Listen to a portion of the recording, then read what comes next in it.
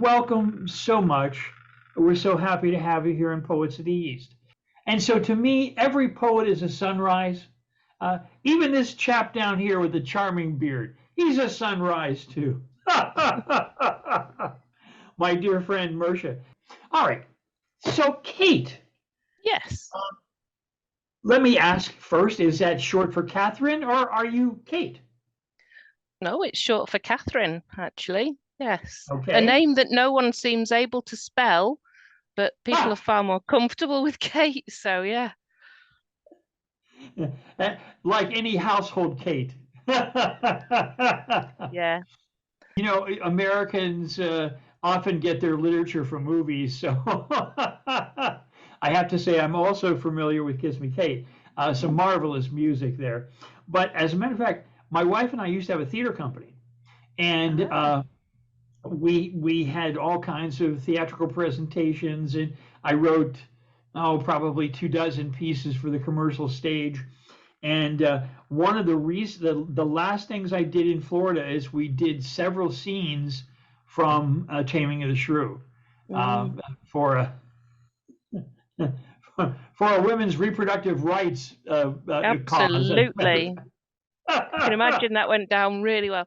And that was my early interest, really, Rick. I was into drama at school. I really enjoyed it and did a Shakespeare play, but it wasn't any that people tend to know. It was As You Like It. So, yeah. Well, I actually have a really interesting connection to Shakespeare. Um, like most people, I was only exposed to the standard drivel, which I don't think is really his best work. Um, Romeo and Juliet and Julius Caesar was basically all it was we heard in school. Yeah. But but I was writing for a radio comedy group in the 70s. And as we're sitting there talking, preparing, we were madmen. We would get together an hour before the hour-long show and write our scripts then, and then go Yeah. perform. I mean, it was Yay. the I love that. impetuous youth. But one day we were sitting there in a lull, and somebody said, there's a Shakespeare play, being performed XYZ, and we said, why don't we didn't want to boulderize and do a scene from, but we said, let's get together for fun and do a Shakespeare play. Well, that became literally one of my life missions. I've been producing, collecting, managing, directing Shakespeare parties ever since. All And right. what I do Okay. is I invite friends to bring a copy of the play, and of course, Mm, there's sometimes different copies and different plays and different language, et cetera, et cetera. So it does add a little extra to it. But what we do is we'll put all the character names into a hat, and we'll draw for parts. mm, I'd like pure chance casting simply because not only as a director, it's a pain in the ass to cast, yeah. but there's all the issues of favorability and who do you know and all that jazz, which I think is a real complication, unnecessary. So I've been doing Mm, these ever since. And when COVID came along, I began doing these online. mm. Unfortunately, you can't separate it and everybody bring a dish like we do it when we do this in real 3D and draw for parts out of a hat. But we've come up with some solutions then. Yeah. So enough of tell me, young Kate, young Catherine, Mm. what were your first exposures to the arts? Were you mad about poetry and storytelling from your folks? Tell me about young Kate. So, early influences are my grandpa, who was a writer, who used to write stories and read them to us. And they were about a character called Little Wolf, so a dog. And he'd just make them up. And he came to kind of religion late in his life, and there was always a message in there. There was always a kind of something for us to learn, but it was really entertaining. And then my mum, she's a poet. She likes to write. She's very rarely performed, but she encouraged my early attempts at writing. Oh, wonderful. Um, and she always used to take us to the theatre. So I love the theatre and live performance of anything. and I've always loved live performance. So it just seems the two have kind of collided with performance poetry, and I couldn't be happier really with what I'm doing now. So were you writing in school? I was always good at creative writing, but I actually became a scientist, Rick. I did English to GCSE O level, and then I specialized in biology as my main subject. So I became a scientist, and I always found that writing was my pastime, my kind of re-energizer, and theatre and going to see live events was what I loved to do when I was at university. What part of the biological sciences were you involved in? So I just wanted to know the meaning of life and where we all came from, just that fundamental question. So I was really fascinated by evolution, and um, paleontology was my favorite subject. So fossils and the story of, you know, life on Earth. Loved it. Now, young Kate, enamored of theater. Did you do some theater when you were in college?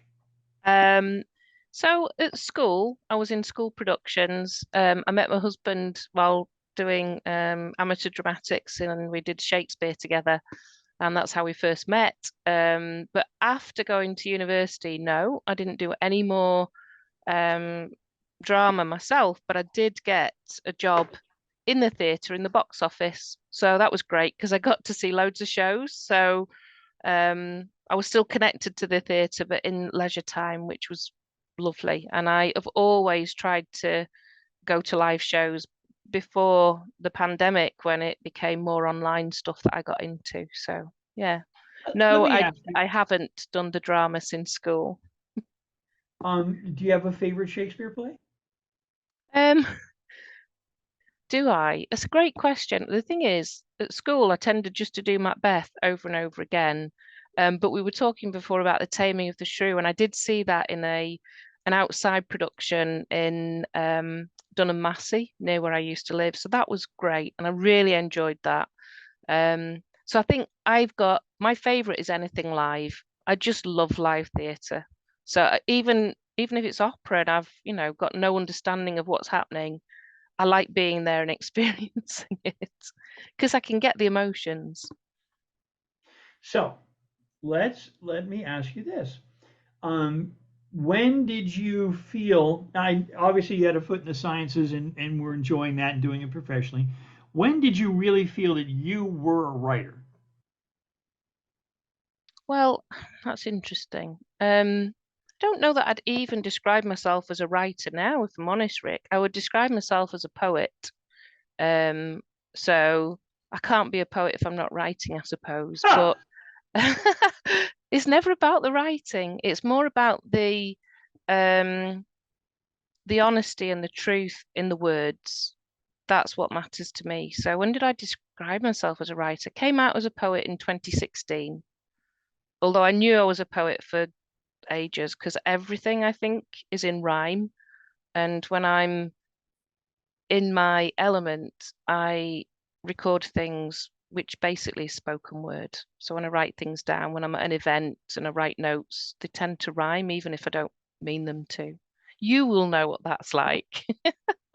well, the first time I performed in public was for an anti-war rally back in the anti-Vietnam War days, and I get up there and I did my rhymes, did my anti-war poem, and a friend of mine pulled me aside who's already in the artistic community, and he said, Rick, we don't rhyme anymore. I mean, poets don't rhyme.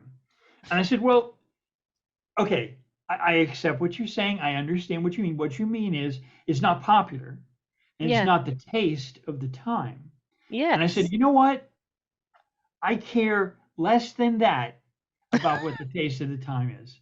If Yeah. my muse says the line rhymes, I'm cool. Yeah. I'm good with that. Yeah. I think you inhabit your own space and your own voice, and if you're trying to do it for the popular, I don't know, appetite, then maybe you're not a poet, really. I don't know. I have met poets who are so enamored of what I would call technical writing, technical Oh yeah, poetry, yeah, where, what's the meter, what's the rhyme, and they want to have all these labels and stuff. And I think that's interesting, I guess, if that works for you. But yeah, I think to me, the best writing comes from your soul. and yes, and that dialogue between you and the infinite, yes. whether you formalize it as the muse or inspiration, or you know I believe that Mircea sends me thoughts, and And it they just ma come out. manifests in Very poetry. interesting, actually. I had a lot to listen and to learn from it, but it's very interesting, and I also have prepared a lot of questions, but afterwards. Okay. I apologize, brother. I will give you ample time to ask the probing, literate questions that you have. And I like the shirt too. It's very, very nice. I was telling him I really like the new beard. The beard is awesome. So I didn't manage to grow a beard for today. I apologize. that's okay though. That's perfectly Next okay. time. Your hat and your blouse match beautifully. Thank you. In fact, even the wire from your It's headphones. red. I know. Yeah. Okay, one last question, then I'm going to hand you over to the gentle offices of my brother here. Okay. The next question I was going to ask is, when you were young, was there a poet who inspired you, who you thought, wow, that's poetry, that's cool, I like that? Was there one that made an impression? No, not really, if I'm honest, Rick. I went to school in in a village that was very unsort of bothered by poetry. It wasn't something that was in, the community, and I studied it for my O level, and no, there was nothing that I could say I was really drawn to. I mean, obviously we studied the war poetry, but I'm not a lover of that, and so it felt like a subject matter that wasn't close to my heart. So no, I'll be honest, there wasn't anything apart from reading the Dr. Seuss books, and my mum used to love reading storybooks to me that were rhyming books. So that's the only thing I could probably, from my youth, hand on heart, say was an inspiration or I felt a connection with. I'm going to again pass you to my good friend, Mircea Dan Duta. Mircea, ask away, this charming young woman. Thank you very much. I'm honored and privileged to be here. Good evening, dear Kate. I'm very happy to make your acquaintance. It is an honor for me. Yes, And me too. I would like to, because as far as I listened and read about you, on one hand, you are very attracted to the classical rhyme, to the classical poetry, and on one hand, but in the same time, your texts are very modern and they inspire in this very sense. I mean, you manage on the basis of your text or of your passion for classic poetry, you learned and studied make very modern texts. And I wanted to ask you where and in which way this transformation took place. How did you manage with your own style and or to create a style which would, on the basis of classic, to create something sometimes which prizes even the experimental? Yeah, it is experimental, that's true. Um, I guess it's the juxtaposition of loving literature and loving reading, not necessarily poetry, but always having a love of um, culture. So going to plays and hearing sort of traditional ways of performing. But then in the last 2, 3 years, I've been really inspired by the open mic scene. And I can tell you who my modern inspirations are because it's the guys who run the open mics, it's the hosts, it's people like Clive Oseman, it's people like Rick the Most over in New Zealand. Those guys just have an amazing talent with wordplay, and it's the wordplay that really I enjoy. I mean, I get great joy from performing a piece that has got that kind of intricate wordplay within it, as well as lots of metaphor and I've been trained in the last few years. I've attended lots of workshops to try and understand poetic form and try and use that in my writing as well. So yeah, I just like to experiment with lots of different things. Thank you very much. On the other hand, there are different forms of art within your literature, different forms of expression. Some of them are very original, specific to you. One can say that you created them, actually. Yes. Yeah. And which in the same time, all of them were the mark of the erudite. I mean, the intellectual dimension, it's something always common there. The cultural dimension, and especially this general culture, which I have the feeling, I don't know whether it's true or not, and I hope you will tell it. I guess this always inspired you, and even the most experimental dimension of your works. That means culture and intellectualism and intellectual dimension. So Yeah. you manage to make out of them, which are essentially rational elements, also sensitive elements, which inspire and create very personal marks within your literature, but marked by sensitivity. That means making something sensitive from something rational. Yes. Could you explain it? How did you make it?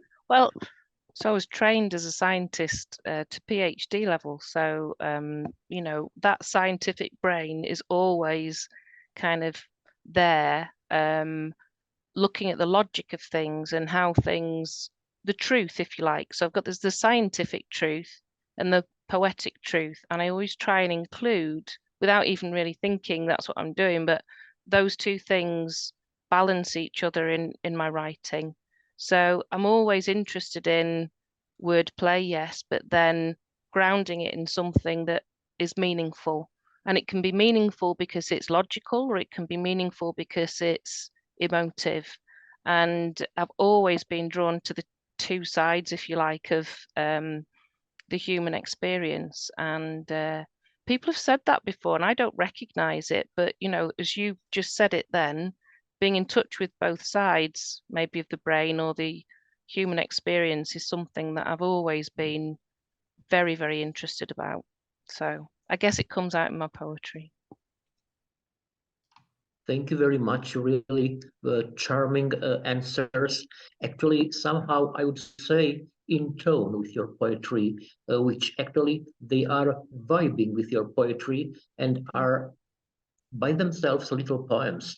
Congratulations for being able to answer in a poetic way to actually very factic and non-poetical questions. I admire this a lot to all the authors we invite here.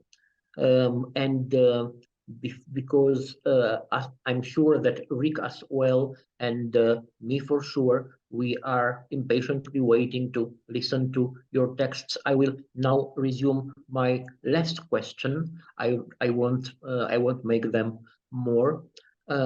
Maybe in one or two of your texts, I recognize, and if I'm wrong, please correct me, even some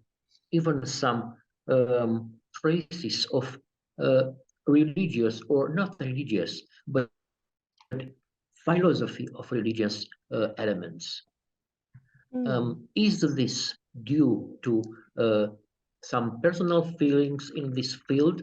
Because religion is not to be found in your poetry or in your texts, or it is again something intellectual, something which actually you build within that texture, that very complex cultural and intellectual texture of your works.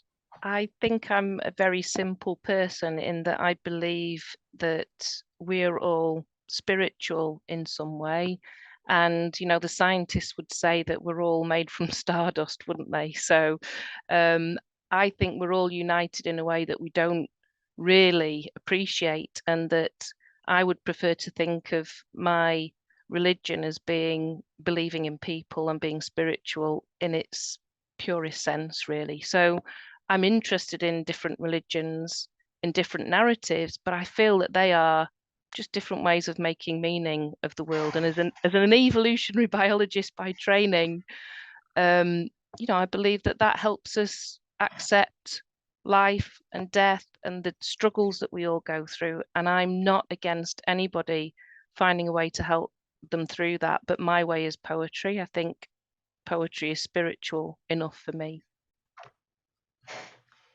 Kate, Thank you very have much. to- So I suggest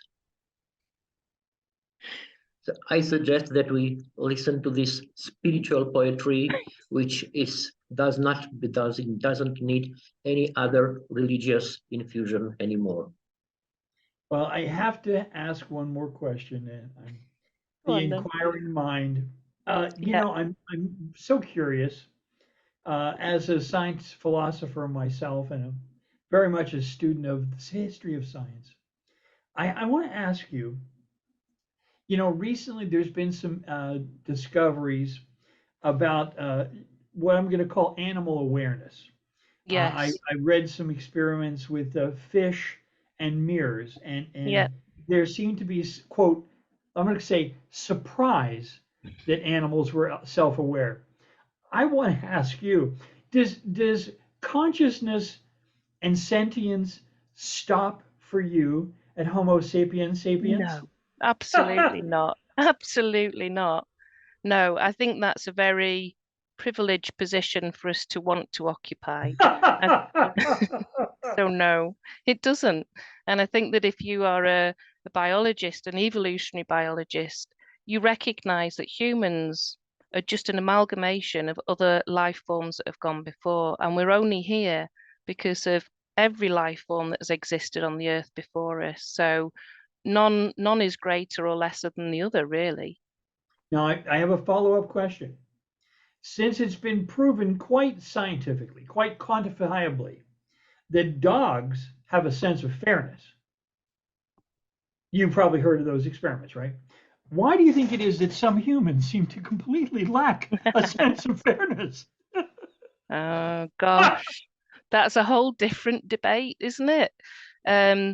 So I think we all start out with that great potential. And it's the nature and nurture debate. So I think that some of us have such different experiences as we're growing up that we learn different lessons in life. And maybe this is where poetry can help those people who've had different lessons. Thank you. Thank you. And I will aver to my brother's suggestion.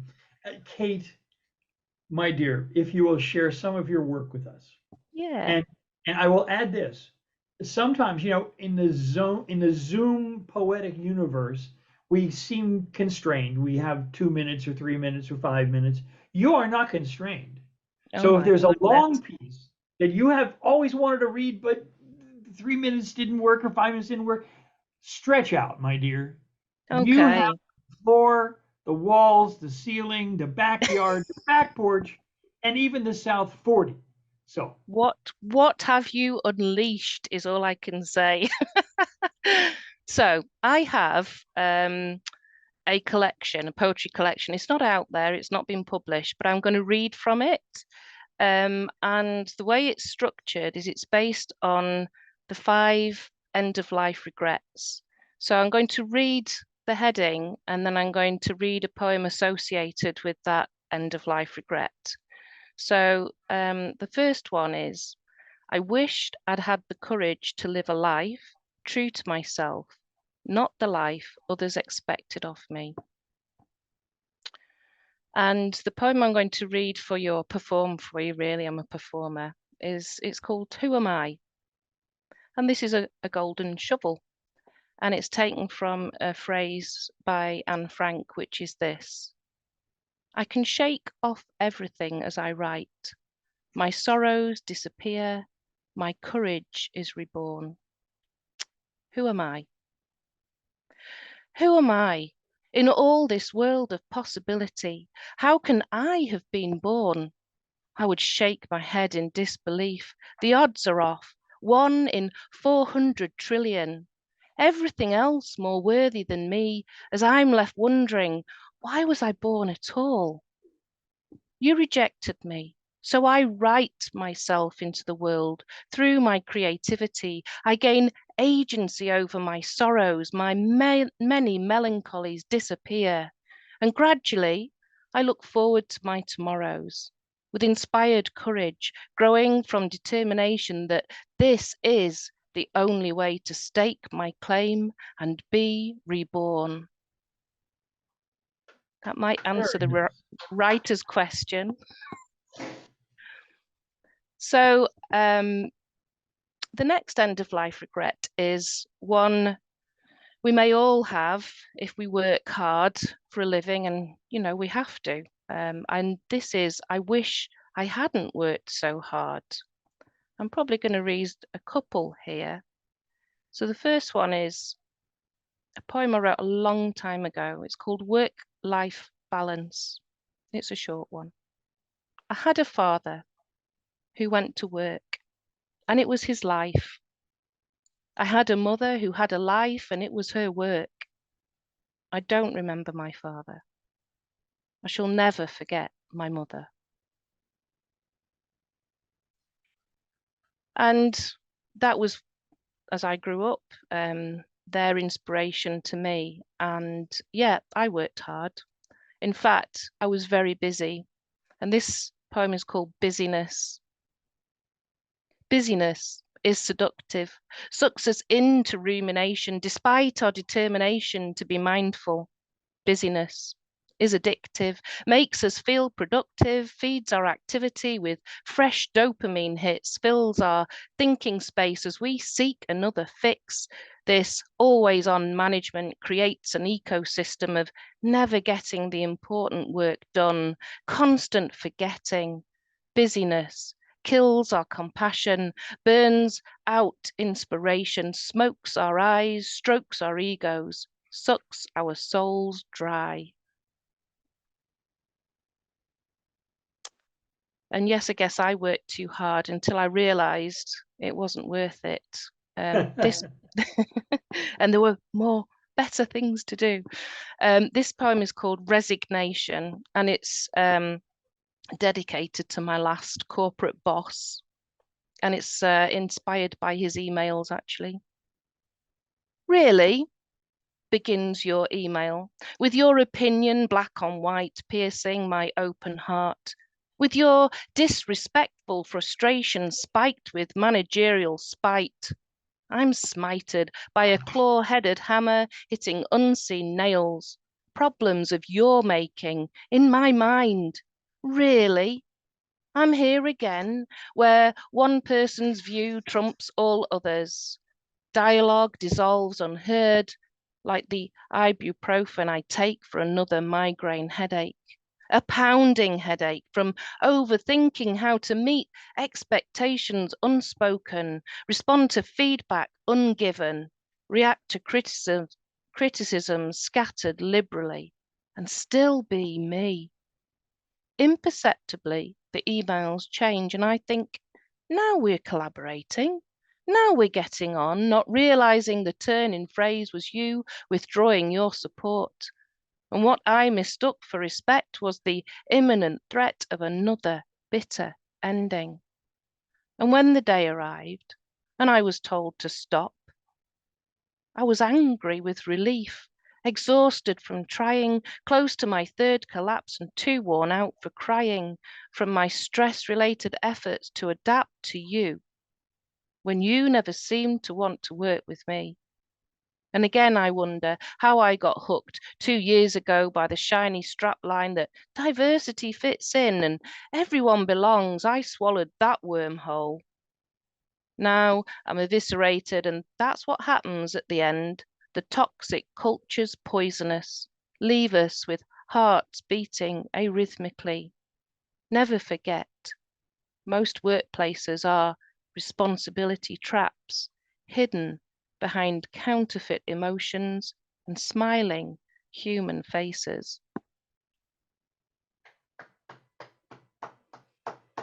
Very nice. Very nice. The next end of life regret is I wish I'd had the courage to express my feelings. And as I said, I came out as a poet in 2016. I've been expressing my feelings an awful lot since then. Good for you. Good for you. Thank you. They're noble feelings. Yeah. But I guess when I was younger, yeah, I struggled. I struggled because I didn't really fit in. I had a vocabulary that I would use as a weapon and was used against me. This is called vocabulary test. Like a child arriving too late for the last puppet show, having a helium balloon accidentally let go, the ice cream melt all over clean clothes. My disappointment is stripped naked, humiliated as separation anxiety overloads, and I scream into a sticky, melting mess.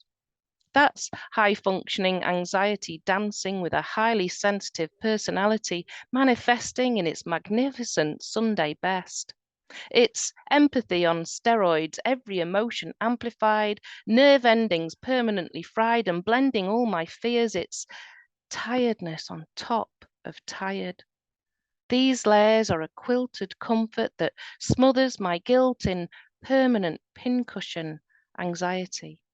Always feeling like a misfit, hiding in the library where no bullies dared to tread. That's how books became my friends and words became my sword and vocabulary my armor of self-defense.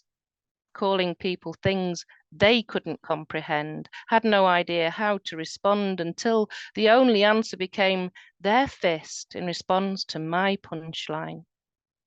Swearing in multiple syllables, rewarded by multiple bruises, but also had its other uses. Wordplay was my spur, reverberating throughout my life. Have you swallowed a dictionary? This memory reminds me to catch my words in my breath and put my voice away until finding the safety of the never-ending ripples of the spoken word community, finally a sun-dappled, leafy sanctuary where I can always be seen and heard. Love you guys.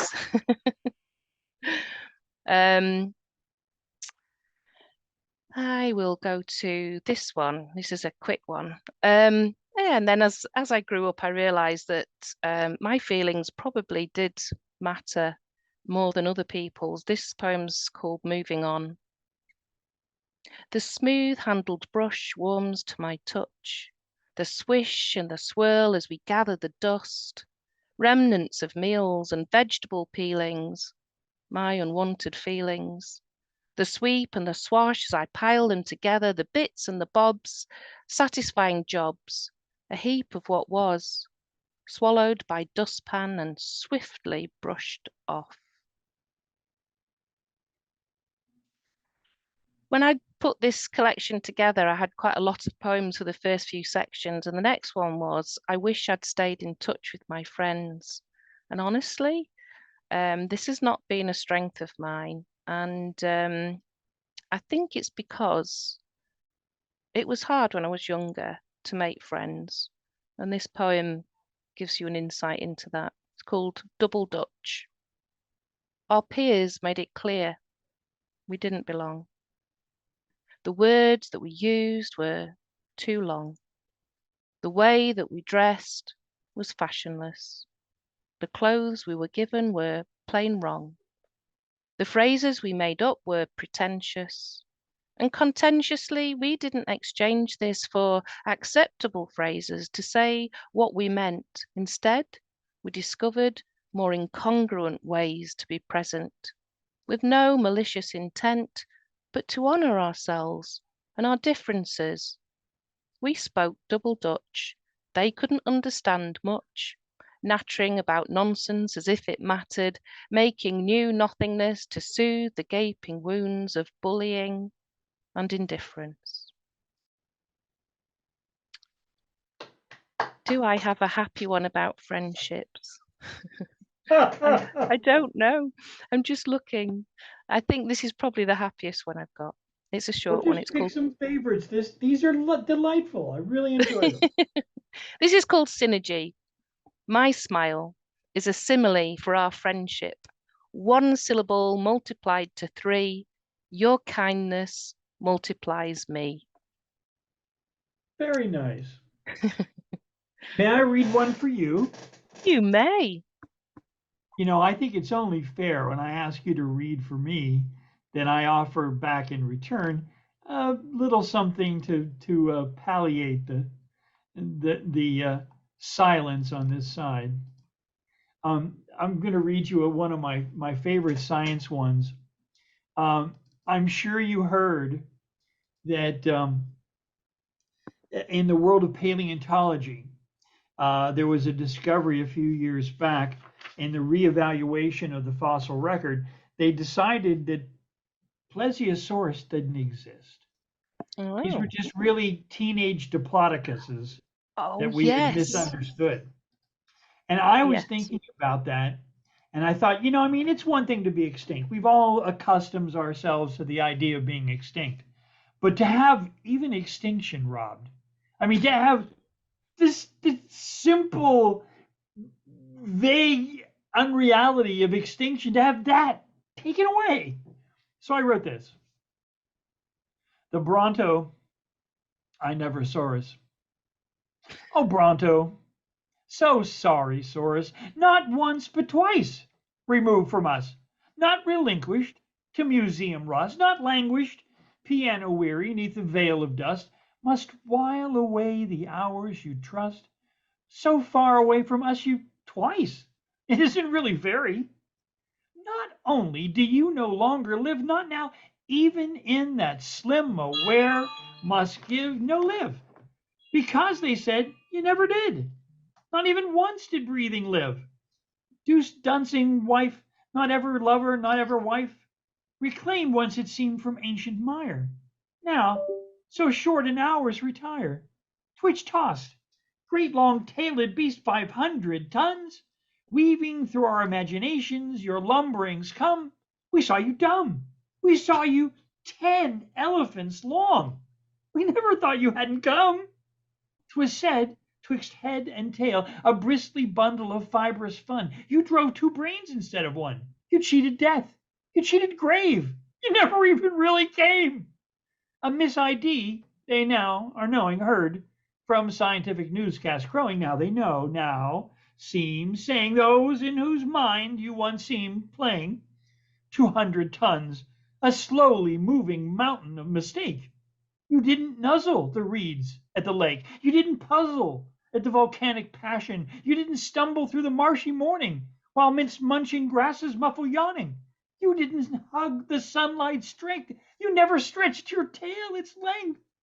If you live lusty longer in the mind of those to whom the thought of Bronto comes, small pleasure this, then take it comes. You're honored here, if ever future number, ancient fossils done. Woo! I love that. I love that theme. I can picture a brontosaurus, you know, in some museum somewhere going, what? Yes, yeah, exactly. Who are you? You measly human beings? What have you been here 100,000 years? Are you kidding me? Exactly. Who are you? That reminds me of a poem. Well, then, please, my dear. Go ahead. So this one is called Archaeopteryx, My Body Double. Yes, you, the original missing link, a puzzle of bones and feathers, intriguing connector of dinosaurs and birds. Of different worlds, you inspire my flighty maverick to toe the line a bit, to link between the worlds of business and creativity. Your bodiless wisdom whispers words of ancient poetry to me, feathered through the ribcage logic of balance sheet rhetoric. I am the Archaeopteryx rising, like the mythical phoenix from the ashes of my corporate career. Do I look broken to you? No. I am found as I am, perfectly imperfect and ready to rise, to be poet, wordsmith, entrepreneur. Do I look crushed to you? No. I am discovered, uncovered, restored to my rightful place. I identify as a whole-hearted soul, unrestrained by gender, the mischievous spirit of the human race. Very nice. So, May I read one more for you? you may. What do you have? This the subject of toxic pollution has become interesting to me, and I've read and studied and participated in some experiments. And where I lived in Miami, there was a particularly large pile of trash. Um, since Florida is so flat, and it is really, really flat, Yeah. a giant mountain of garbage does tend to stand out a little. And so I wrote this. It's called Up on Garbage Mountain. Up on Garbage Mountain, along the Biscayne Bay, although the seagulls stop for dinner, they seldom fly away. It would seem a foul idea to build it up so high. It's not too wise to leave out all that garbage piling higher, vaster, wide, mountainous high, strenuous glazes, heat hassle, hazes, layers, strumming, summing suns, drumming, heating, stuffed, surprise. Trucks take dumps on hasty humps, leak, laughing, pungent snares, vapors, drifting, wafting, lifting, sifting through the air. Waves, welling, falling, smelling up the air. Don't rush right up or drink the cup without a sealed tight mask to wear. We don our yellow gloves there, our acid-tested boots, completely airtight overalls and air-conditioned suits with special pressure steel-toed boots amid the gushing whoosh. The bugs are mighty strange there. We've quite a special strain. The chemicals they've hatched in resemble acid rain. They carry mighty virus, sure, a highly aggressive brood. Do not park your car nearby. They've acquired a taste for tires. Radials are good. The roaches that survive there have carborundum shelves, and when they fly from place to place, falling, sparking trails are traced. The mud that moves, we call it. Watching some crawl by. Don't get any on your shoe. It'll eat right through you quick. And should you dare to poke it, it'll probably eat your stick. One thing you'll find amazing as it reaches cloud-rimmed Olympic heights. There's one thing true that it can do. Bring into a tourist well-earned view a look at that strange and bloated large, a Jersey in a garbage barge, ripe as homeless and as sad a sight as a garbage truck out of luck and gas with a year's young load of your own waste. Like the taste? I love it. I mean, I don't love it, but I do love it. You know what I mean? Oh, you write poems about the most amazing things that I wouldn't imagine to write about. I love that. I love that. Thank you. You have another one to share with us? You mentioned sunsets earlier, sunrise and sunset, and I have a poem, a little one about sunrise and sunset. And then, if that's okay, I'd like to finish with a poem that's called Hope. So, sunrise and sunset. Dawn danced her path across the sea, her golden road to the horizon. Let me follow with my eyes, my heart, my soul. Dusk blots out the sun, separating her colours into vibrant teal, amber and saffron, tie-dyeing the sky, before absorbing all light into the inkwell of night. Very nice. I like sunsets. Mircea, do you have any closing remarks, sir? Well, if possible, to dedicate to this very intellectual, philosophical, religious feeling I was talking about in her poems, a text which I think has a basis alike. It starts from a legend and it tries to explain it from anthropological point of view. Dear Kate, please take it as an homage to your poetry, to your literature. Thank you. Well, Kate, the title is, it's a poem Rick knows. The title is The Raven. I guess he knew, or he was told, they weren't trusting him at all. Nevertheless, he left his ancient winter cold, eternal night, and towards them he flew, dressed in that heavy raven skin, for bringing them the light, the warmth from heaven. For he thought this was his destiny. He was the raven. However, when he got there, and they saw how blind they were, and they had been, how ugly and how mean, they got so angry right away, and it was nothing more to say. They cursed the warmth, the light, and all they saw and they had never seen before. All he had brought them, also him, his love for them as well, and all the ravens in the world, they sent them all to hell. And then he stammered for the first time in his life. So sad he was, so silent and so slow. There was no place to dwell, no place to go, but that old heavy raven skin. It was within it that he found again that ancient, ancient winter dark, eternal night, his place to be, his black ivory tower, and thus he finally understood this was his destiny, his real raven power. Ooh, I like that very much. I haven't heard that before. Thank you. Thank you very much. It's amazing. And I repeat, it was very inspirational. Your mix, your combination of traditional, scientifically and culturally penetrated. Congrats, a very original kind of poetry, and on the basis of this classical texture. Really great. Thank you. Thank you so much. Well, Kate, thanks so much for joining us. It's been an absolute delight. Let me ask you one final question. Yes. A young person comes up to you and says, gosh, writing poetry, I mean, I feel it in my heart, but is it really worth time to spend on my life and write poetry? What do you say to a young person Oh my who asks goodness. about poetry? I'd say you can't die not having written a poem. You have to write. You have to find something within you in the world that is worth having a poetic response to. Well said. Well said. Thank you so much for joining us here at Poets of the East. Yep. My brother, any final remarks?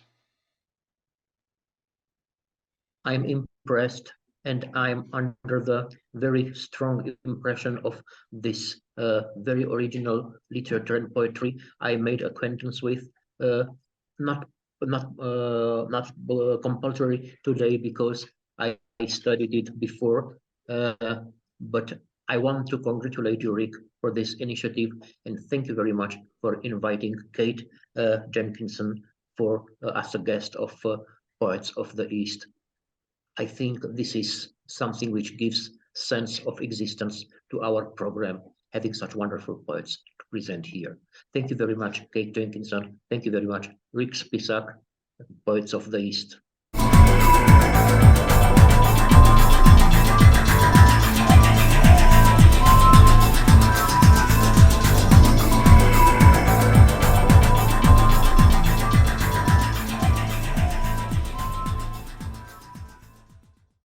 Well, ladies and gentlemen, I want to welcome you once again to Poets of the East.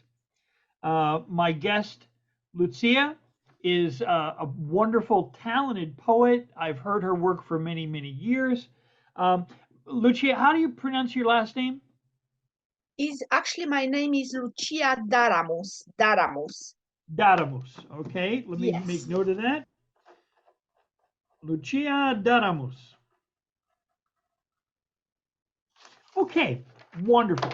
Now, I've heard your work in many different Zoom, international Zoom groups, and it's always been so lovely, so delicate.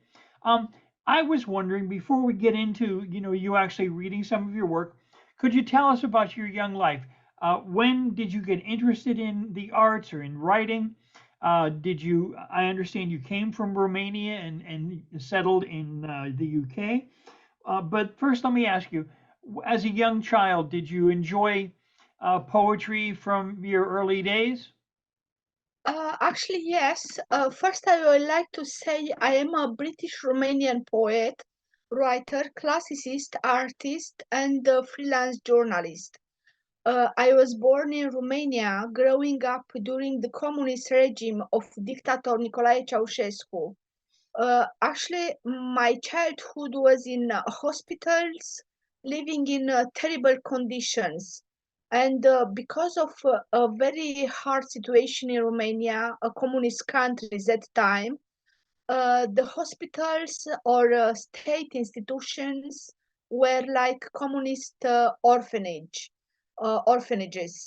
Uh, the children were constantly beaten with lots of punishments, lots of lack of food, lack of clothes, lack of love without parents, something like this.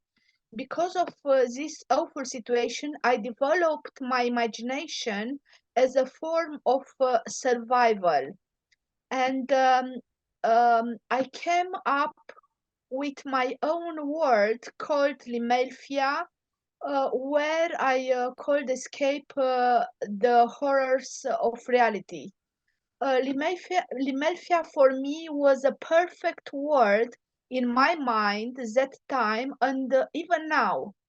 And I started to write when I was 7 years old, and my first piece of writing was a poem with animals. And of course, later I become a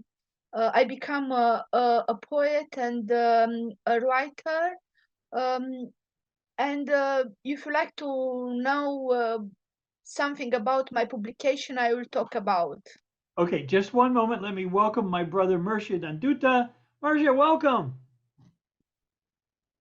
Good evening, and thank you very much for organizing this session. I'm sorry for being a little bit late. I had problems with the connection. I am broadcasting directly from the hospital for a change, but I'm in a good state and a good mood, and the presence of you, dear brother Rick, and of our distinguished poetess Lucia makes the atmosphere very present here, and I want to welcome both of you at this special session of Poets of the East. Before we continue with our lovely poet, I have to say, brother, that beard looks awesome. You really look distinguished, even more distinguished than you usually are. But bravo, sir. Bravo. It's a good look. I'm Oh, glad you are sir, here. thank you. I'm glad you are here, Mr. Duta. Thank you very much, and I feel I got flush. I will blush all around for timidity with your compliments, dear Nick, dear Rick. You know, and it's actually I have this bird because I'm in hospital. But if it looks like this, thank you very much, and I'm privileged. Mrs. Daramus, once again, thank you very much, and thank you for accepting being one of our guests. Thank you very much, and good luck with Romanian hospitals. Thank you very much. It is an adventure, but well, doctors are good until the end, and nurses are nice, so it's all right. Okay, so Mr. Producer, we are at your disposition. Well, I just asked her to tell me a little bit about her youngest days. I want to give you an opportunity to talk about her experiences as a youth before we go on to her professional life. Mircea, do you want to ask her a question or two, or talk to her a little bit about her early days and leaving Romania? Well, I would like very much to, if she agrees as well, because it seems to me that she is a quite unique phenomenon within the Romanian contemporary poetry, as her poetry is could be described with a term that I think it tells a lot about it: solitude. She is unique. She is solely within this world of the Romanian contemporary poetry. Her thematics are very personal, and in the same time, she created a very personal universe, just as she described it, as a spatial world where she escapes from the reality. I wanted to ask her whether this escape should be understood as something in parallel with her relationship with her country. I mean, is this world you create, this fictional world you created in a certain way, a world you escaped just the way you tried to escape the not so beautiful realities of Romania sometimes? Actually, yes, my word, perfect word, limelfia, it was and it is still in my mind, and I continue to write about this wonderful and perfect word. Is a fantasy actually, and I was written another book for children this time. And I finished the book. I cannot say yet something about publication, but my word um, is not connected with Romania. Uh, Even just if you like to say something about the beautiful of the country, yes, it is connected with Romania, but in rest not, because you can we have to say in the past it was an awful past for everybody in the communist time. Now is a democracy in progress, of course, and Aren't we but all? Aren't we all? yes, yes, like everywhere in the world, and yes, the images of landscape was the images of landscapes were inspired by my origin country, Romania, of course. But what I was finished now to write about Limelfia, another book, is more relating to a girl who is coming from Romania in England, is a child, is as a child. My character is as a child, and the connection there are more relating to England with a beautiful landscape.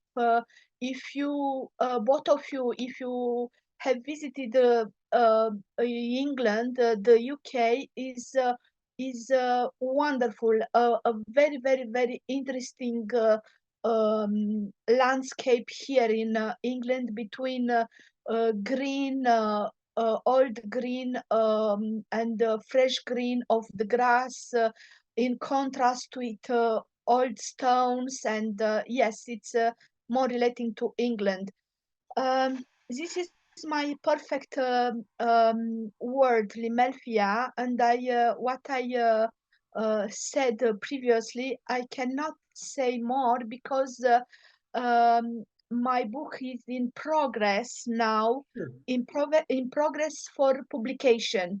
I finished my book, but I sent to a publishing house in Romania this time because it is written in Romanian language.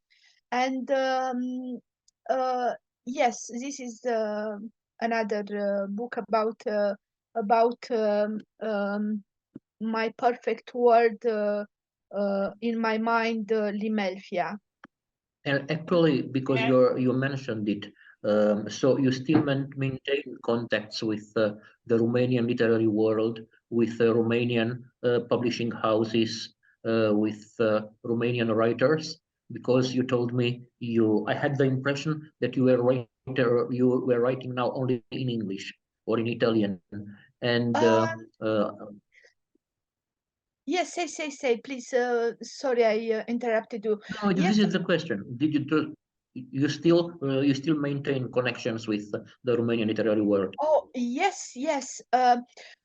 I'm writing now in English language, especially poetry. I don't know. I can express myself in poems in English writings, but for example, in fantasy, writing fantasy and writing something very imaginative, I prefer to write in Romanian language, and also poems and also essays with my uh, background education in classics, Latin and ancient Greek. I prefer again to write in English language and also in Italian language. Yes.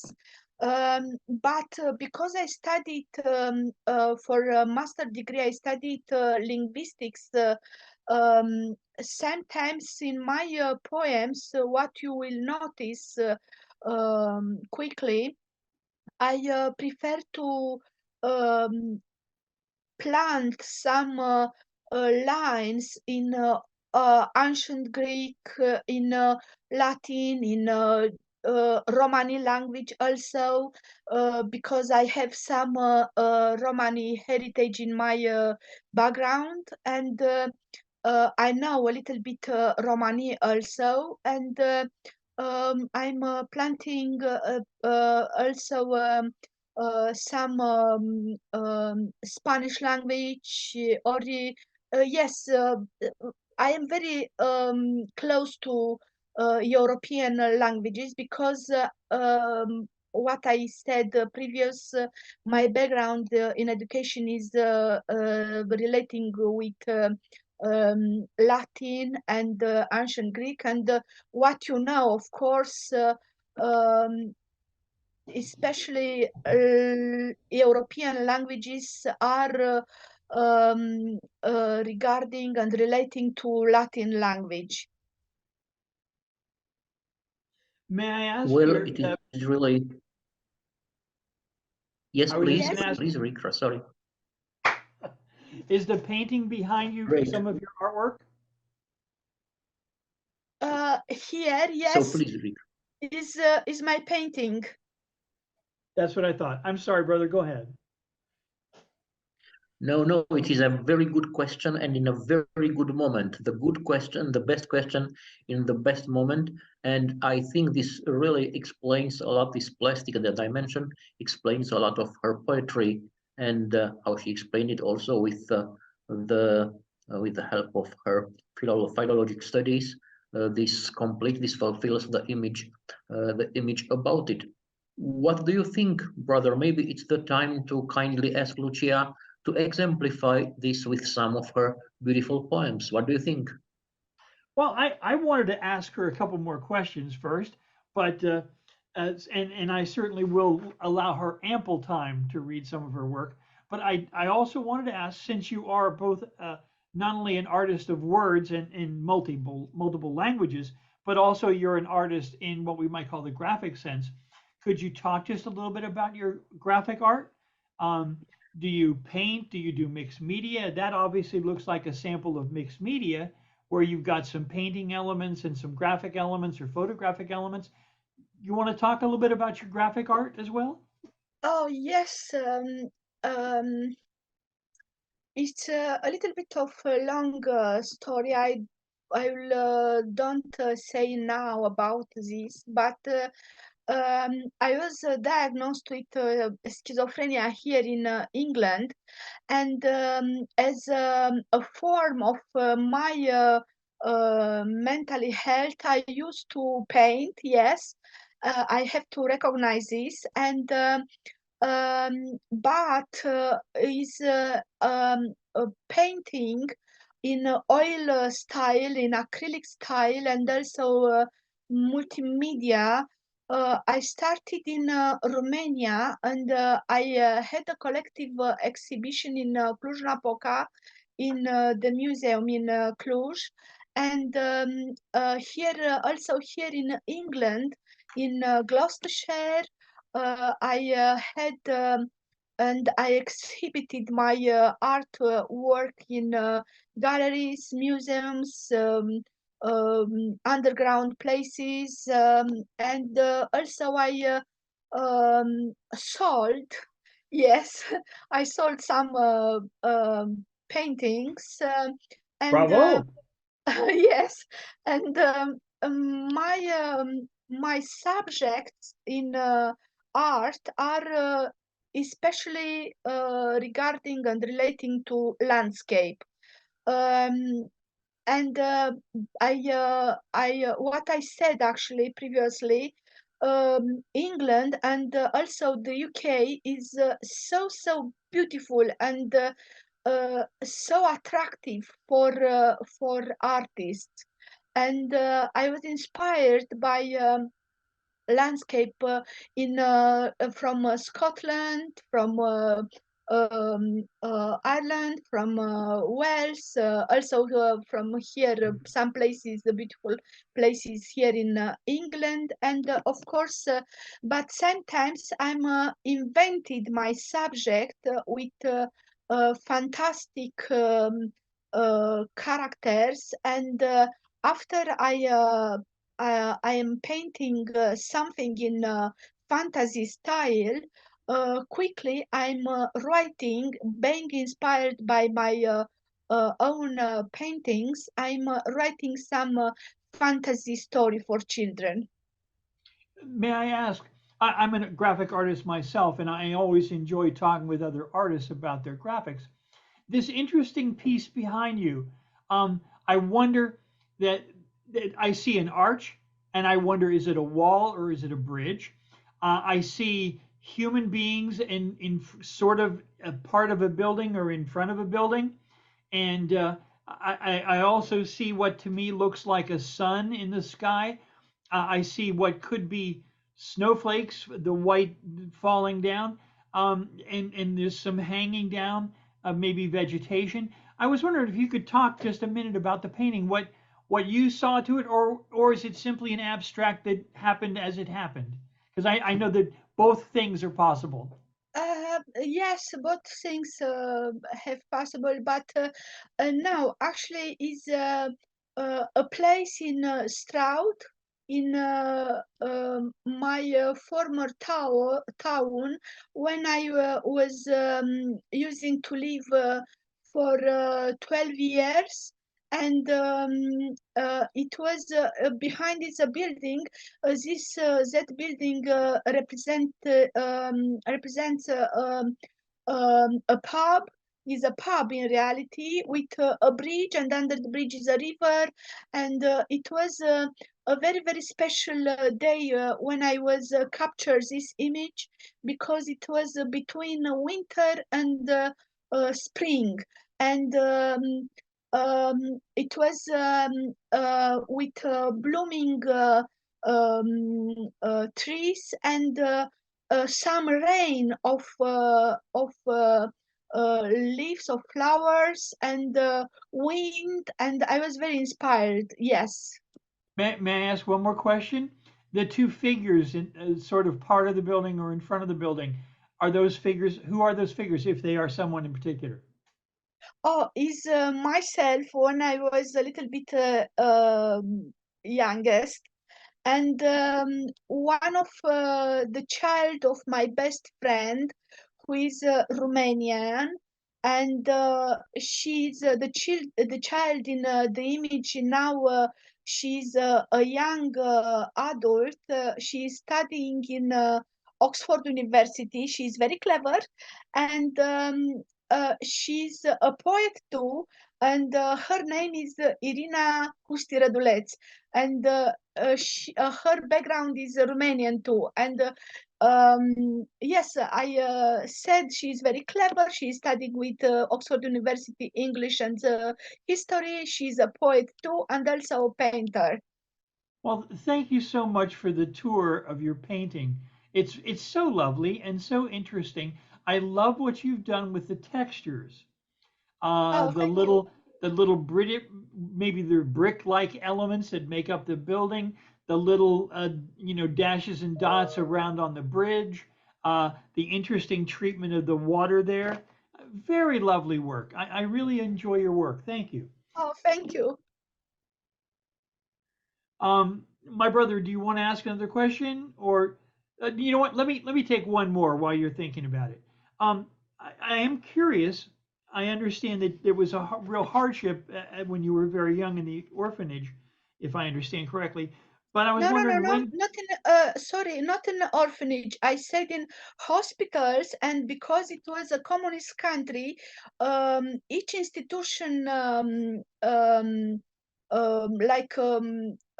hospitals were in the past like a communist orphanage. I see. Okay, it was just a way of describing it. When did you? How old were you when you came to the UK? Uh, I don't know exactly, but I was coming here in the UK 14 years ago. 14 years ago, and I was studied also myself with Oxford University creative writing. Yes, and it was a very wonderful experience with professors in Oxford University, and wonderful colleagues, and yes. So you were a young woman at the time. Oh, I am not a young woman. Actually, I am 50 now. Well, you But hardly show your age at all, my dear. no, I am not young. I am old in my. I am I am young in my mind and in my soul, but That's what the counts. reality is, yes, the reality is That's the in most important. another.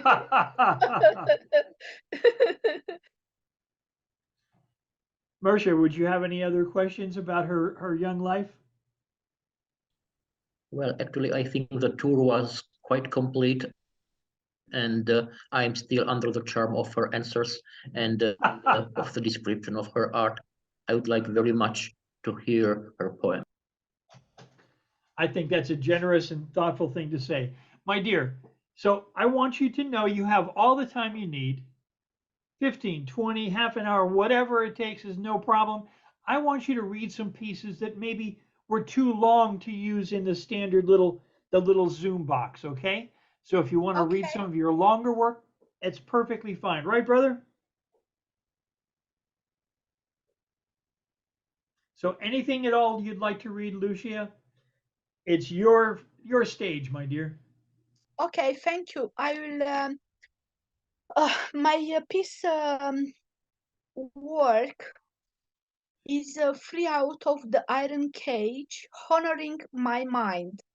Um, to all writers in prison having a voice. For my poem, I was inspired by the life of Benjamin Fondane, who died in Auschwitz camp. I was inspired by Nawal El Saadi, psychiatrist and also writer. She was tortured in prison for talking about women rights.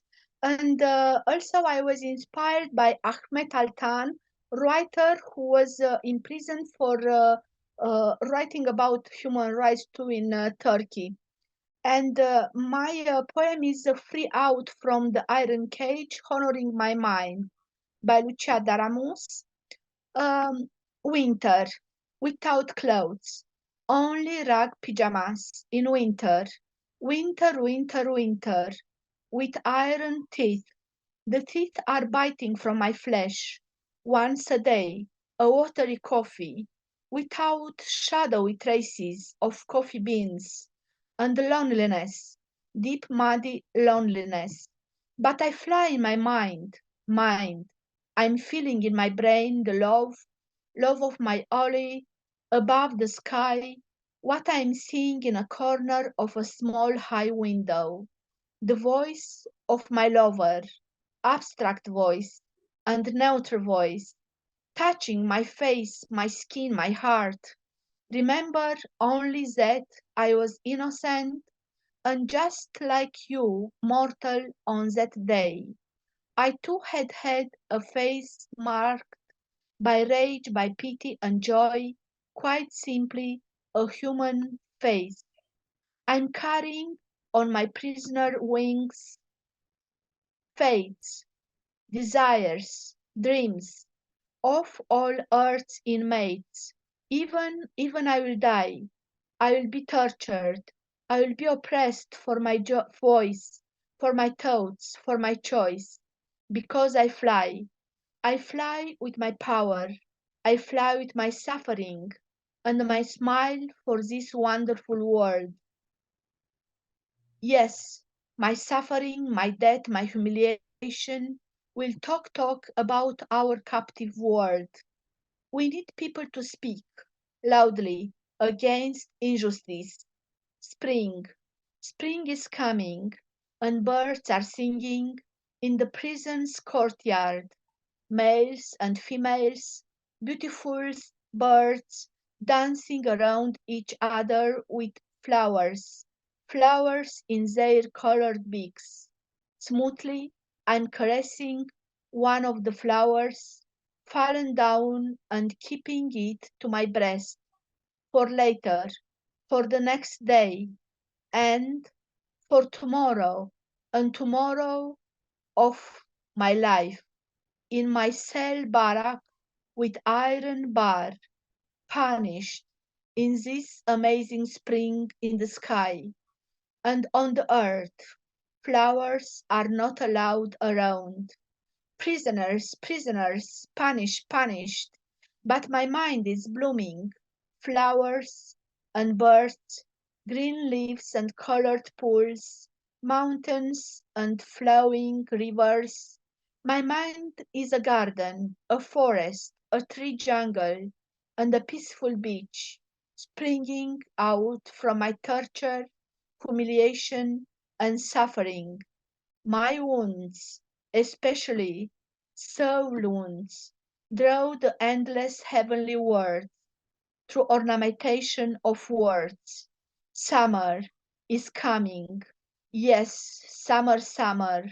Light and hot yellow, sun kissing my forehead, insects flying with their songs between the heights of clouds, and fresh green on the soil, but I am closed in this iron coffin, crying, never again I will kiss the lover I love, never again I will walk on the streets, never, never, being closed in this iron coffin, I will embrace my kids, my kids.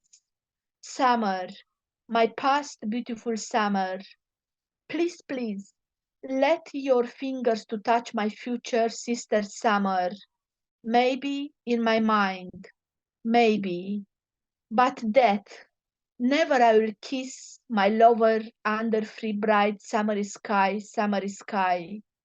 Autumn, my thoughts. We we are lost in this hollow of the dying. My thoughts. Saint Augustine says God has reason for torture, for persecution in our life, for dark clouds, as a result of Adam, who acted with free will, eating an apple. My thoughts in autumn. Am I a sinner because a man had eaten a fruit? My thoughts in autumn. Tell me, what is the bigger sin? A man eating an apple or punishing an entire humanity with torture because a man ate an apple? I am in an iron cage. I am in an iron coffin. I in a camp prison, barrack with teeth, iron teeth, who are biting from my flesh, from my blood, throwing me in death. Am I the modern Adam? No, no, I am free of his umbilical cord. Autumn, rain in my mind, scratching the barracks walls of my iron camp, of my iron prison. The death note is sounded, the beast haunted down. Let me speak to you. I am free, flying through my mind, my voice, my thought, my desire. My name is Benjamin Fondane. My powerful thought is Nawal el Sawadi. My wonderful desire is Ahmet Altan. This voice, this thought, this desire was metamorphosed from the marrow of writing, of words.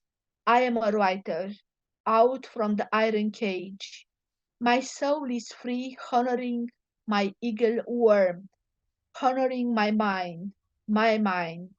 I am free, out of the iron cage.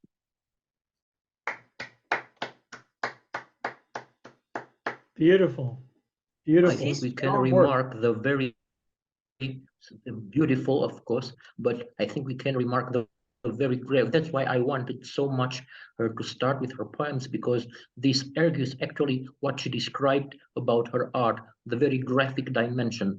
She's writing a poem like painting a painting, like painting an image, and it is patiently to follow how the image develops from the previous image and into the next image, just like the painting behind her. And I think this is quite remarkable within her creation. My second, thank you very much. My second piece is a landscape of summer, and it was inspired by my experience in a hospital in a communist country. What I would like to remind for everybody now, Romania is a wonderful country, is with democracy, of course, democracy in progress, but is a democracy. And my poem is inspired by my experience in the past. A Landscape of Summer by Lucia Daramus. I remember, I remember, I asked, I staked on the bed, iron rusty bed in hospital, ice, many opaque ice, on the fields around hospital, fields without soul, without mouths, without feelings, only eyes, blue eyes, and hot yellow, and eyes, which entrance in my nostrils. The hot yellow is drowning me, is grilling myself, my intestines. The blood of the field is springing on the grass in my mind, is burning my skin.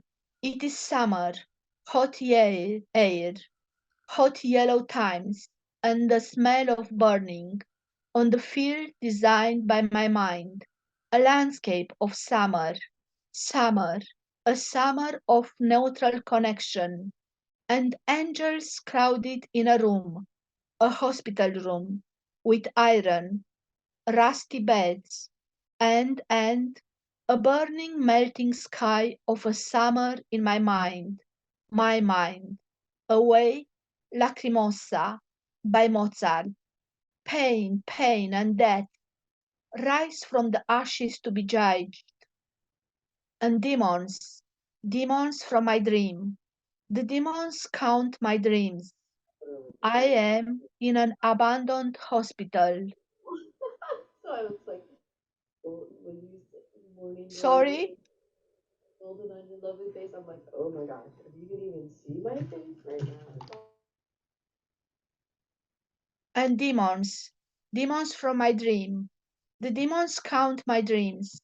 I am in an abandoned hospital. The beetles eat from flesh of mentally ills. The ills are children with crushed wings of angels. The rats nibble the rust. of iron bed. God slept. He always falls asleep first because he is tired. The beetles with big and hungry mouths gobble from my body and from the body of little children. I am tied to the bed with rope. My eyes are fixed on the white ceiling. Away, far away, lacrimosa, a requiem, maybe my requiem. Lacrimosa, dies illa, qua resurget ex favilla, judicandus homo reus, lacrimosa dies illa, qua resurget ex favilla, judicandus homo reus. Huic ergo parce Deus, pie Jesu Domine, dona eis requiem, dona eis requiem. Amen. My eyes are fixed on the white ceiling. There it plays Medea. The winged cart is flying with her children to the inferno. The snakes smell her mind and red hair. The abandoned woman burns in godly flame. The big mouth of God bites by bite from me. The nurse brings another child. She ties him to the bed. I kiss him in my dream, my transcendental kiss. God is hungry. He breaks from me, from another child. Other, no one cries for us. I beat my head against the wall to shake the Medea's flames. The wall sounds like transcendence. I am number one. The number two strikes a match. His penis burns. The pink lotus flower. The smoke glides smoothly in a hospital room. Everything is shiny. We are the children of God who bites from us, and we bite from cesspit of light and lacrimosa in our minds. Thank you. You're very welcome. That was lovely. Really lovely. And Please, I should go ahead, brother. Sorry, only I wanted to mention also, if you remarked, besides the graphic, also the cinematographic composition here. It's like shooting the film and screening it in the same time. Like she would film the reality around her, filtering it through her sensitivity, and that is immediately screening it for us. It's quite impressive. Thank you very much. And now another poem is For Potatoes. I was inspired by, unfortunately, by the war in Ukraine. So, For Potatoes by Lucia Daramus. Last night, the umbrella of the sky opened all its stars, and I was sleeping only in the middle of the night. It was raining, raining with stars, and it was so beautiful. At the TV news, again about war, again about Ukraine. But never we have to say again and again about this subject. An old woman in the middle of a deconstructive fire, an old woman with potatoes in her hands, 4 potatoes in her hands, and a soldier, a Russian soldier, with a gun. He hits the old woman. The old woman falls down. Around her potatoes, 4 potatoes, only 4. She is getting up. She is picking up her potatoes. The soldier hits her body again and again. Blood is splashing out from the old woman's head. The Russian soldier is going away happily. He is happy because an old woman in the world, an old woman with 4 potatoes in her hands, who is the enemy of the young Russian soldier, is with blood around her head. The Russian soldier is happy, happy of blood, happy of hitting, happy of destroying an old woman. But the old woman is still alive, with her potatoes, 4 potatoes in her hands. How lucky she is! How lucky! In my room is night, and is raining with dreams this time. A dream with peace, peace for our life. This was my poem about war in Ukraine. It was Uh, very poignant. Quite, yes, very powerful. And in the same time, reaching very intimate, very personal, but very painful dimensions of the personal people's existence. 4 potatoes, quite impressive. You know, the thought that struck me was, so many people write so many powerful pieces about war, and they use the broad brush, you know, the pain, the disaster, the destruction, the deaths. But by your use of the metaphor of just 4 simple potatoes, it puts it on such a personal level. Who hasn't held in their hands a handful of potatoes?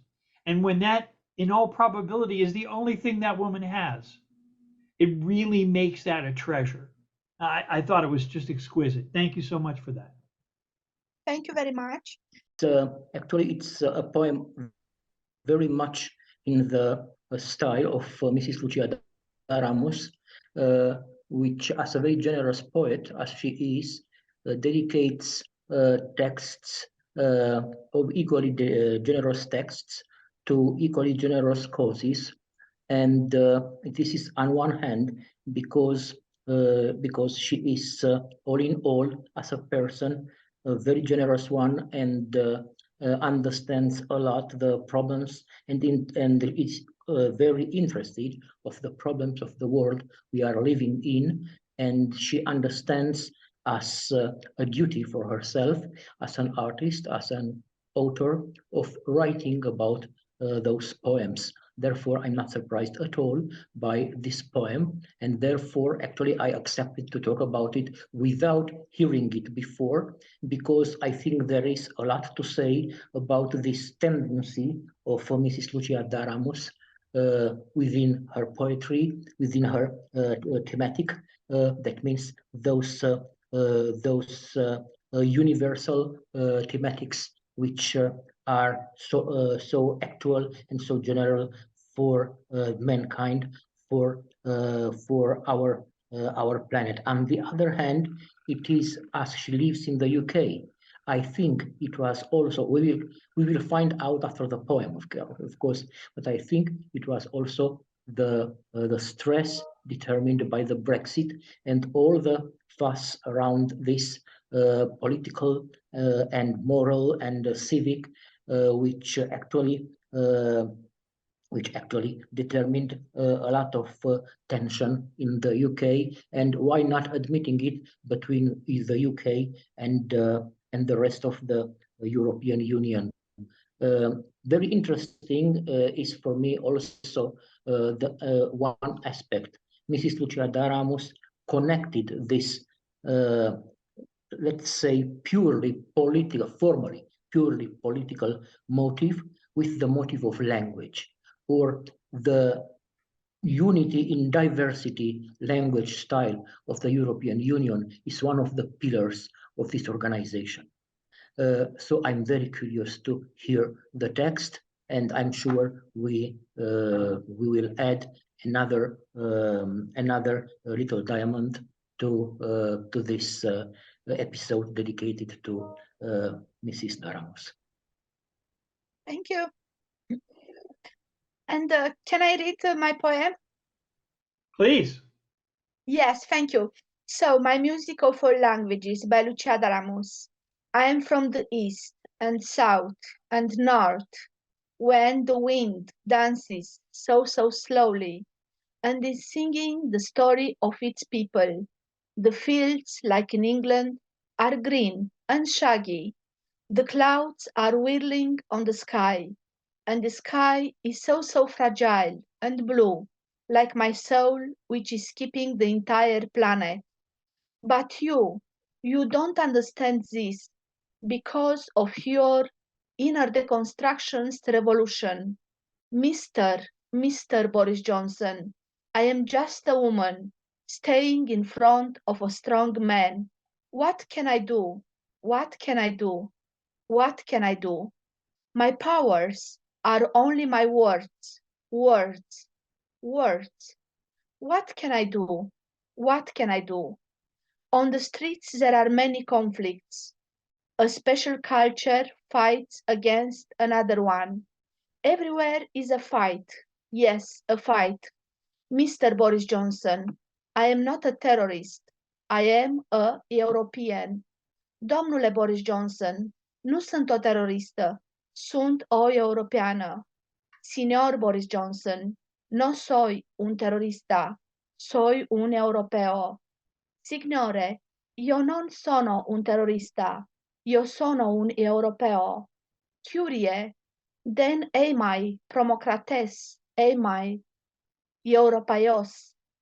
I am from the east and south and north, when lamps are jumping with happiness and peasants knead ancestral clay with their hands, worked hands.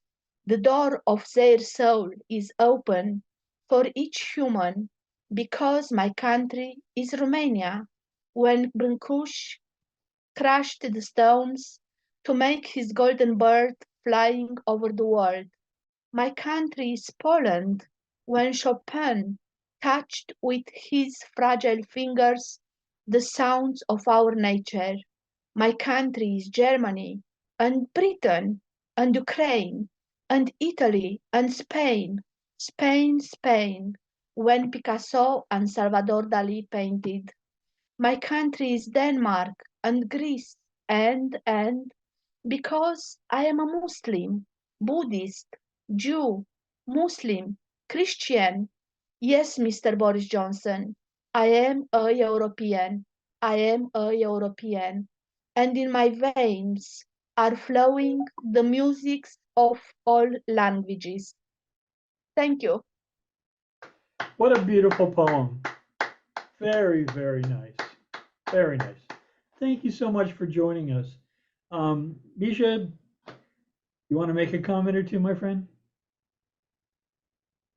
Well, all I can say is that it confirmed, I guess, all our suppositions, including the one already included of the artistic value.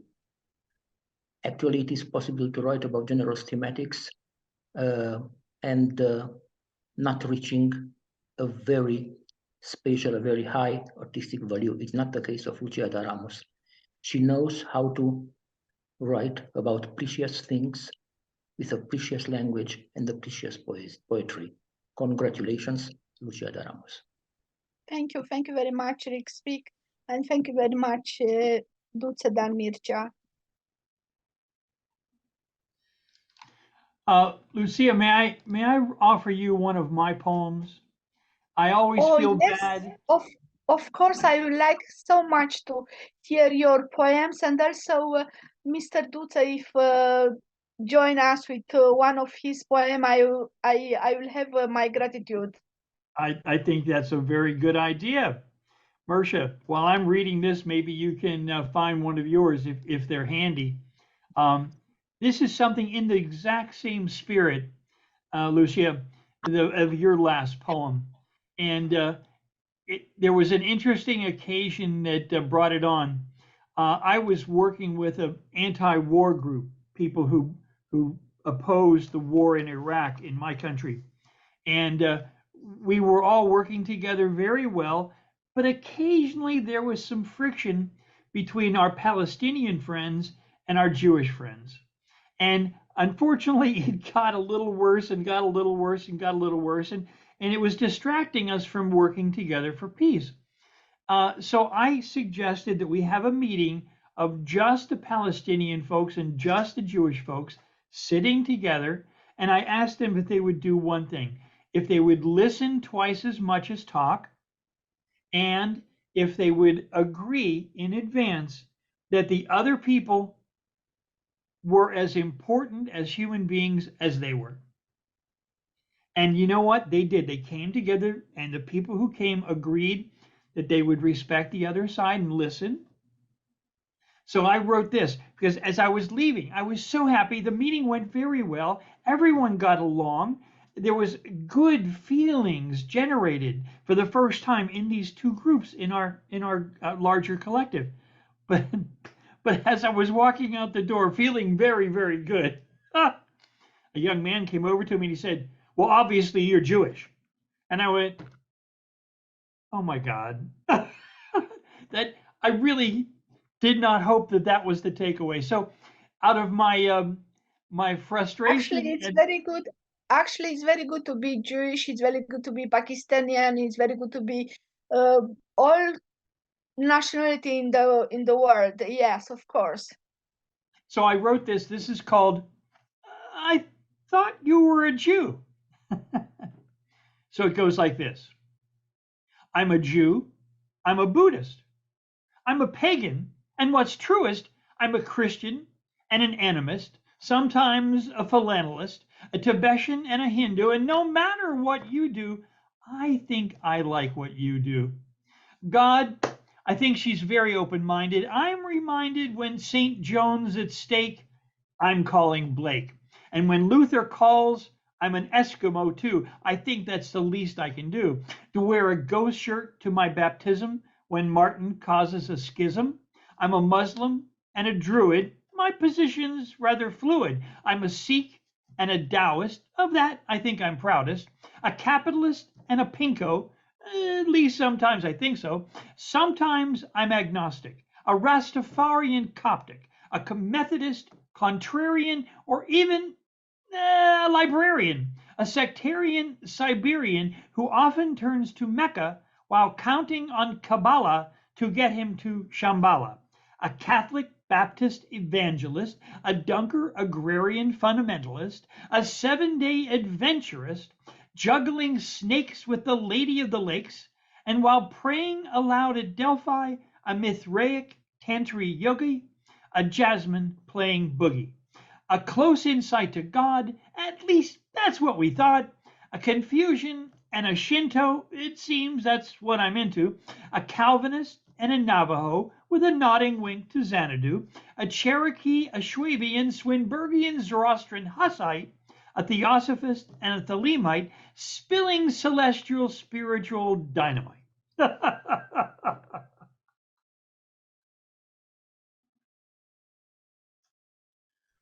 Yes, Thank you. it is. I have to admit, it is one of my favorite poems by Rick. And I have to admit, once in a family circle, I tried to recite this poem, but not as far as so exotic and as personal and expressive as Rick does. So even if learning by heart this poem, it is impossible to recite it just like the author.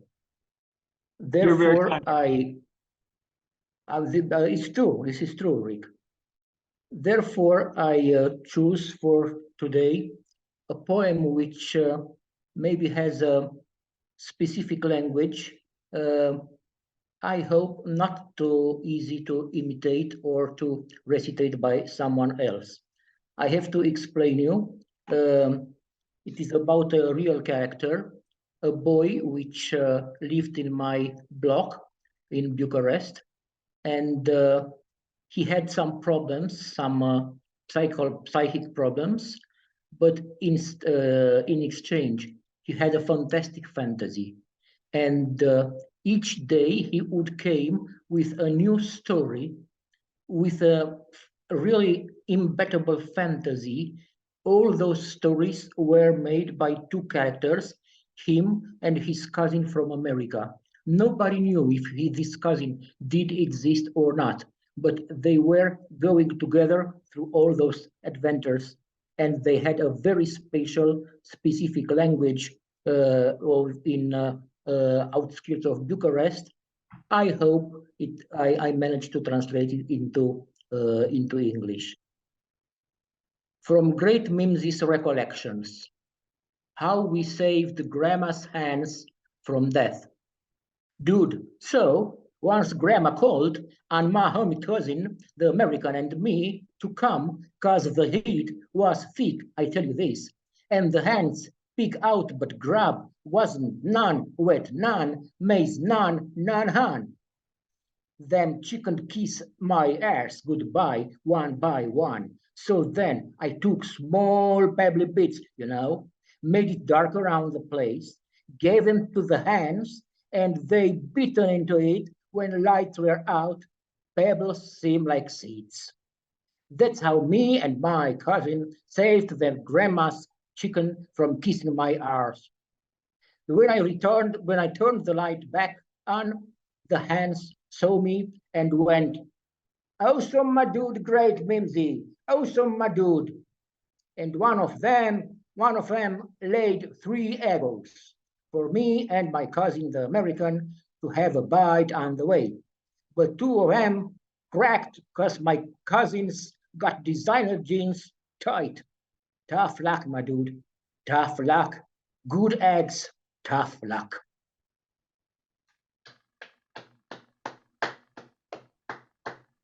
Thank you. Well, thank you both. This has been tremendous. I really enjoyed it.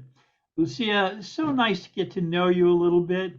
I really like your work, really always enjoy it. Thank you. All the best. Thank you very much, Lucia, for being with us today. Good luck in your poetical career. Ladies and gentlemen, it was a new episode from Poets of the East with Lucia Daramus as the main guest, Romanian-British poetess, and Rick Spisak and Mircea Dan Duta as hosts, Rick Spisak as producer. Thank you very much. All the best. Bye-bye. Thank you.